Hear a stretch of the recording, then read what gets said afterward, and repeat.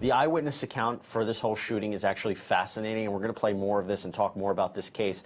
But I want to analyze where we are right now. And joining me via Skype is a very special guest, another law and crime trial analyst. This time, Gene Rossi is joining us. Gene, great to have you here, and good morning to you. Good morning. Hope you had a great weekend. You too. You're the second person to ask me that, and thank you. I appreciate that. Now, here's my question to you.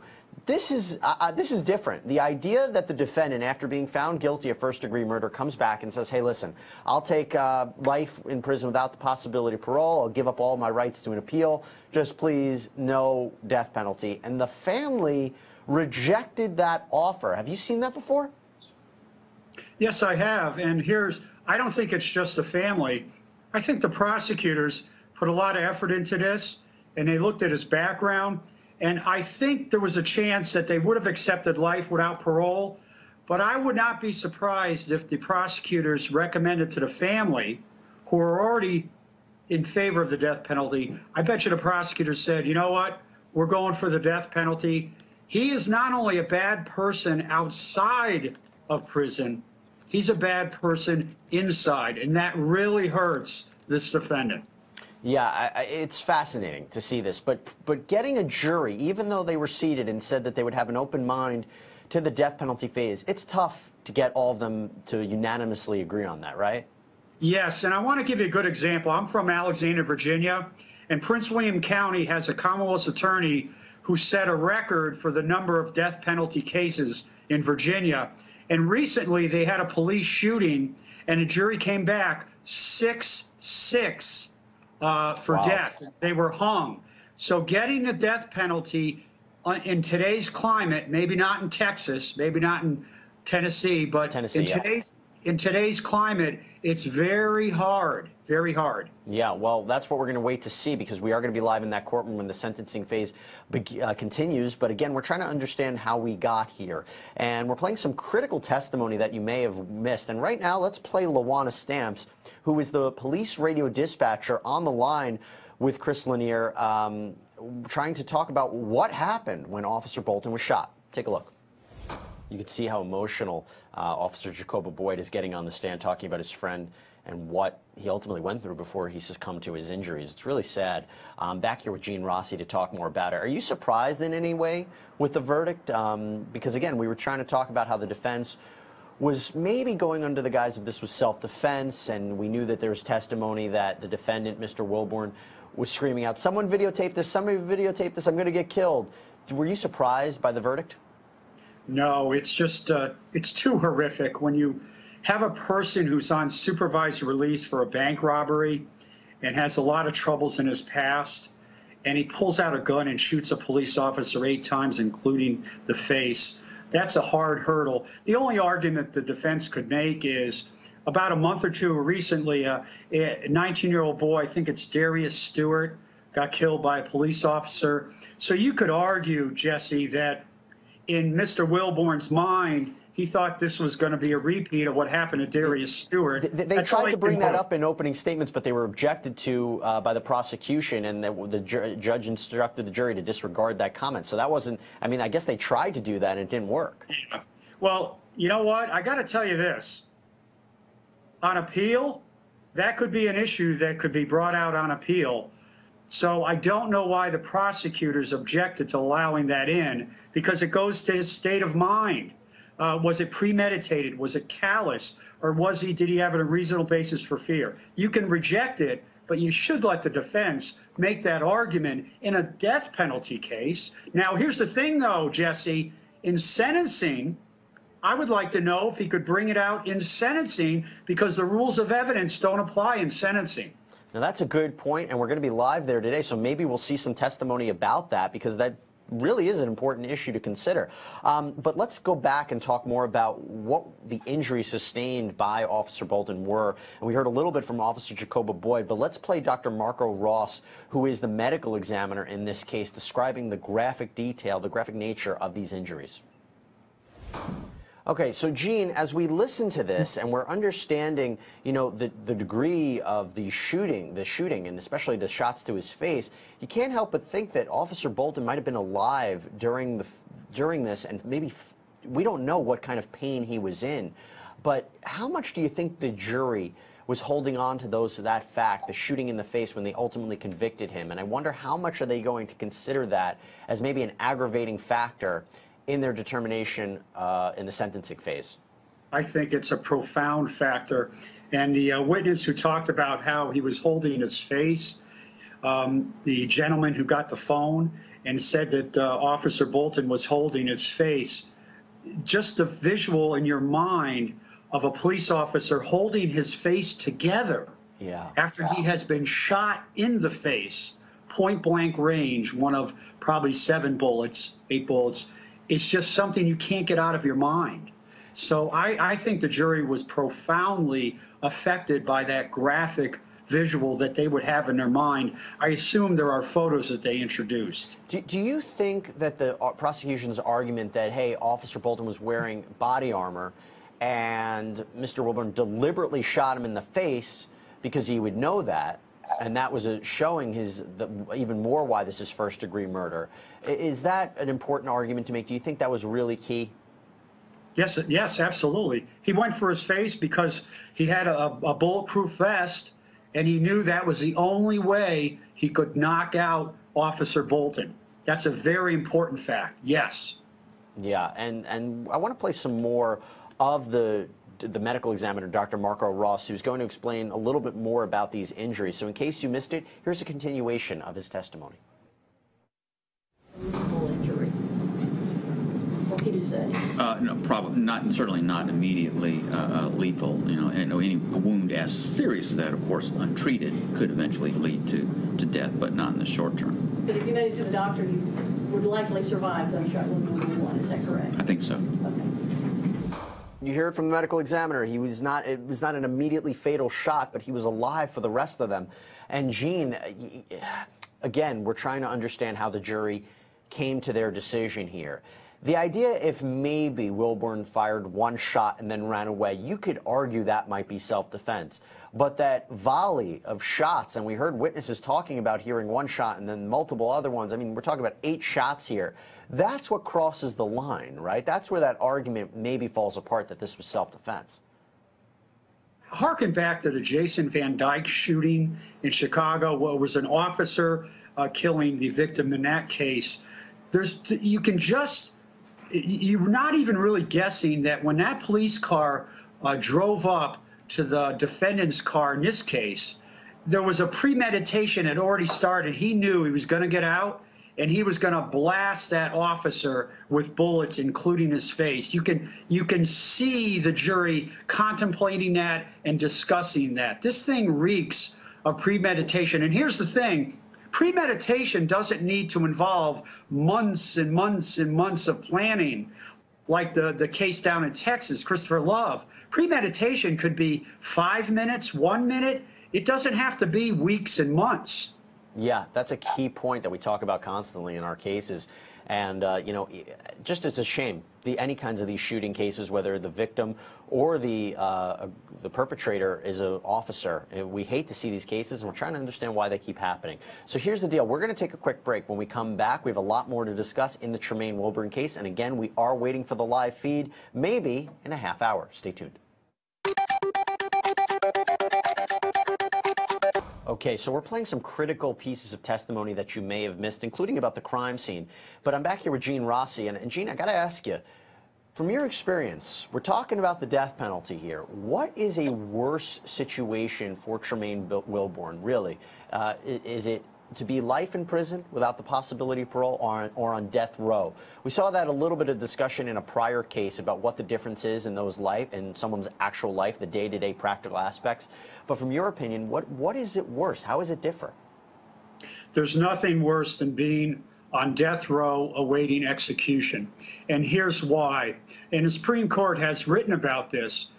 If he is imposed a death penalty today, the execution may not occur for 3, 4, maybe 8 years because of appeals. And the Supreme Court has written, and when you're on death row waiting to be executed, the stress of that is probably worse than the execution. Life in prison is no cakewalk, but it's nothing like being executed and waiting to be executed. It's not even close.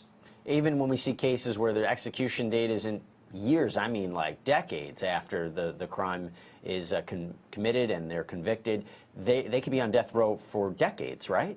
They can. Now, the federal system moves a little faster. Timothy McVeigh was executed, I think, in 2 years, but that was very rare. A lot of death penalty cases take 5, 10, 20 years. And I did want to comment on this officer's testimony. The most devastating fact that I got out of his testimony, and there were a lot, is he did not have the gun out of his holster. That is devastating. This defendant killed an officer who didn't even have the gun out of his holster. That's very bad. Yeah, the gun in the holster, the multiple shots, it all didn't fare well for him, and that's why ultimately the jury came back with a guilty verdict. Let's talk a little bit more of the crime scene, though, with Officer Tremaine Simpson from the Memphis Police Department. His testimony was very interesting, and I want to highlight that right now. You know, Gene, we're listening to this testimony, the second officer we've played so far. It is just probably so hard for them to get on the stand and testify about their fallen officer, about their brother. You know, this is somebody that they risk their lives with. And it's different for them testifying, I imagine, in this kind of case than any other. Absolutely. There are really two families that are victims in this case. Of course, Sean Bolton's family is a victim, absolutely. But a second family is the band of brothers, the police department, the women and men who put their lives on the line. And this witness is absolutely crushing the defendant because he can barely testify. I can't hear his voice at times. And those tears are just incredibly genuine. And when a police officer on the stand cries, that's pretty emotional. And if you're sitting in the defense's chair, that is a tough chair to be in trying to defend this kind of case. I was just thinking, if I'm a defense attorney, if you ask any cross-examination, you are a crazy person. I would just say, Your Honor, no questions. Just move on and just focus on your case in chief. And I got to tell you this, if he has any hope of avoiding a death penalty, the defense attorneys better put on a fulsome, an aggressive, in a polite way, an aggressive defense, because based on what I'm seeing here, it's going to be a quick verdict. Well, that might be the case. And again, we are going to be live maybe in about 20 minutes or so everybody stay tuned. But let's play a little bit more from officers who testified in this case. And right now, this is Joshua Grimes, a former Memphis police officer. Okay, Gene, when you listen to that testimony and we see constantly survivors being able to speak, how lucky is he that he's alive and able to testify? Well, looking at his demeanor, he's very lucky. You could tell by his body language that that was in a very emotional event when he was looking down. No pun intended, he probably dodged a bullet, because if I'm a prosecutor, Wilbourn was on a rampage. He just killed a cop, likely, and now he's taking a victim by carjacking. I would want to just give you I want to pick a little bit on the prosecution, because I was a former prosecutor. Are they offering transcripts, demonstrative aids for the jury when they listen to this call? Because you can't hear everything. And I would have provided transcripts to the jury or had it on the screen with that bouncing ball. But I'm a perfectionist. I had to add that in. Well, I appreciate that. And there might be something that's lost when we replay it here on the network than it does sound in the courtroom. But I agree with you. Having a transcript of that is probably so key in order to understand what was happening. But the idea, I wonder if the defense had an opportunity to say, hey, listen, he didn't harm this guy. Yeah, he took his car. He was in an emotional state. But if he was really on a killing spree and wanted to kill everybody, he spared his life. And I wonder if that was an opportunity for them to exploit. Maybe, but he just put 8 bullets into an unarmed police officer, essentially, who had his gun in his holster, and then he's engaging in a carjacking. The risk of someone dying in a carjacking is very high. People get killed in carjackings. That's why that witness put his head down, because he knows that he came close to death. Yeah, I want to talk more about this carjacking, and now this is the testimony of William Merritt, the Shelby County District Attorney's Office. This is really important because there's two events here. It's the shooting and the carjacking combined together. And remember, Mr. Wilbourn was found guilty across the board for multiple crimes, including first-degree murder. So let's play some of his testimony right now. That's William Merritt describing a little bit more of the carjacking right after the shooting of Officer Bolton. I'm back here with Gene Rossi. Gene, we have conflicting reports right now if the state has one more witness or if they actually rested. We know that the defense plans to call 4 witnesses today during the sentencing phase. What kind of witnesses do you think the defense is going to call when really we're showing so much of the incriminating testimony and evidence put forward by the state to prove that this man shot Officer Bolton? You call 3 witnesses at least. Mitigation, mitigation, mitigation. They have to put on, in the defense case, people who say that he does have a good heart. There is a good side of him. This is not the person that has existed his entire life, this incident with Sean Bolton. You have to get that jury away from the photos, the emotional testimony, the shot in the face. You have to move them away from that. And if you don't get them to move emotionally away from those gruesome facts and the carjacking, then he has no hope of avoiding the death penalty. That's their best hope, is to put on a case that says he does have a good side to him. Could be difficult. It's tough uphill argument. We'll have to see if it works, and we will be live in that courtroom today. So don't go anywhere. Stay tuned here on Law and Crime.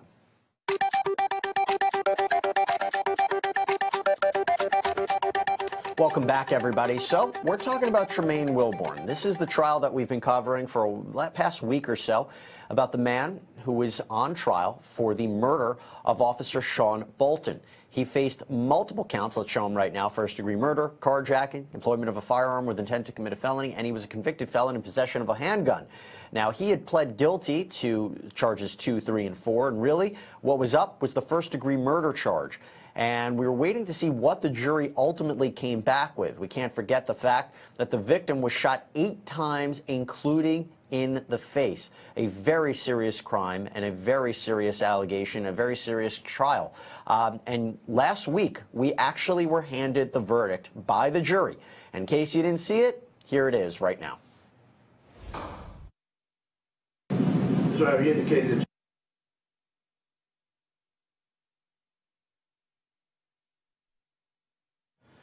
All right, so it's not working right there, but end of the day, the jury did find him guilty of first-degree murder, which means right now is the sentencing phase. We saw a little bit of the sentencing phase last week. It's going to continue today. We believe the defense will be calling 4 witnesses, and we got an update about one of the witnesses that the defense hopes to call. And I want to talk right now with Law and Crime trial analyst Gene Rossi about this. So, Gene, the defense wants to use an expert that will say Wilbourn suffers from race-based trauma.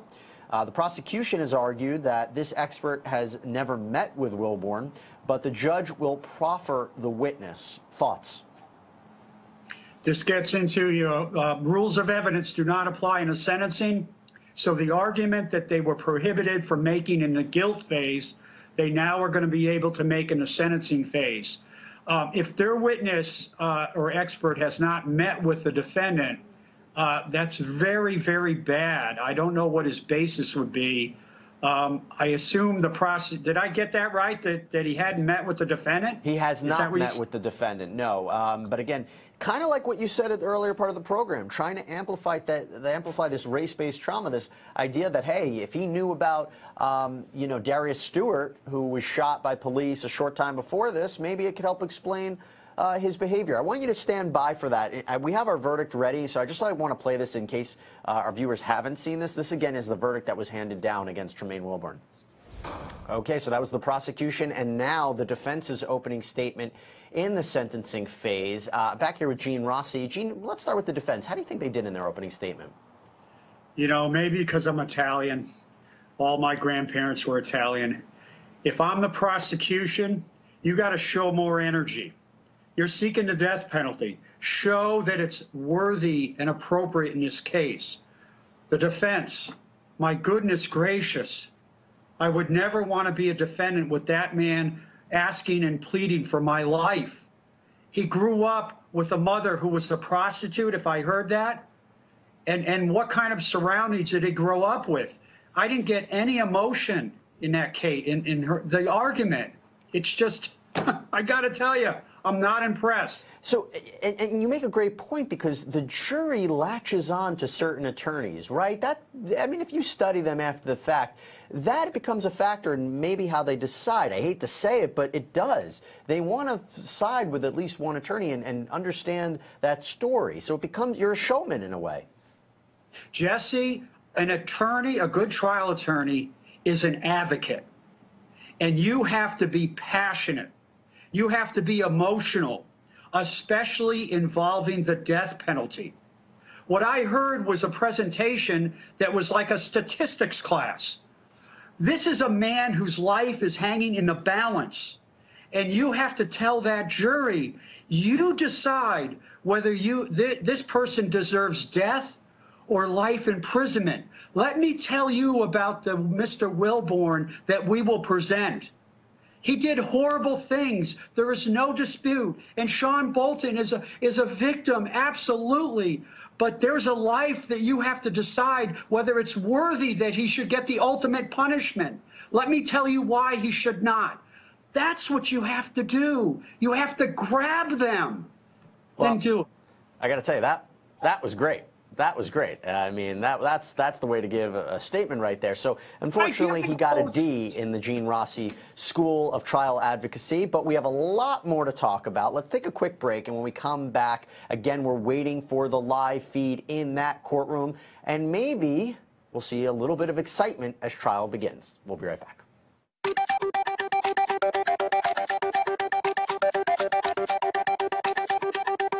That's Brian Bolton, the victim's brother, explaining their complicated past and what his brother was like. I'm back here with Gene Rossi. Now, Gene, I wonder if people sit there and think, well, how does this help the jury make their determination for the death penalty? What would you say to them? Two answers. Excuse me. Gesundheit. Thank you. Two answers. One, you're showing the loss to the family, especially to the brother. The other, actually more. The other is you're humanizing Sean. I love that bow tie analogy or vignette at the wedding. But here's another thing that's coming out. Sean Bolton and his brother did not grow up with a silver spoon in their mouth. They had challenges. They had a childhood that wasn't always all roses, and yet he became a police officer, and I assume that Brian has a steady job. It's going to be a good contrast to the arguments that the defense are going to make about how Mr. Wilbourn was in this bad neighborhood, bad childhood. It kind of contrasts a little bit that one became a police officer, the other became a bank robber. Now, that's so key. I'm glad you brought that up, because we see this constantly, where the defense will put in evidence about the really tough upbringing, you know, abuse, anything like that in regards to the defendant. And the question always becomes, well, you have always a lot of people who grow up and they have a tough upbringing, but they grow up to be fine members of society. Here, you're saying it was very strategic for the prosecution to show that, yes, he had the victim had a tough upbringing, but he turned out okay. Now, the counter argument that could be, well, maybe they had two radically different upbringings, and Yep. that's something to consider as well. That's what you got to bring out. Absolutely, is that they're different. They're different in tone or different in character. But that was a good witness. That was a good witness. Yeah, absolutely. Hey, Gene, I know we have to sign you off, but don't worry. Gene's coming back in about a half hour or so, and he's going to be on to provide more analysis, so stay tuned. Gene, thanks for coming on with me, though. Thank you. All right, everybody. So we're going to take a quick break. When we come back, it's more of Tremaine Wilbourn.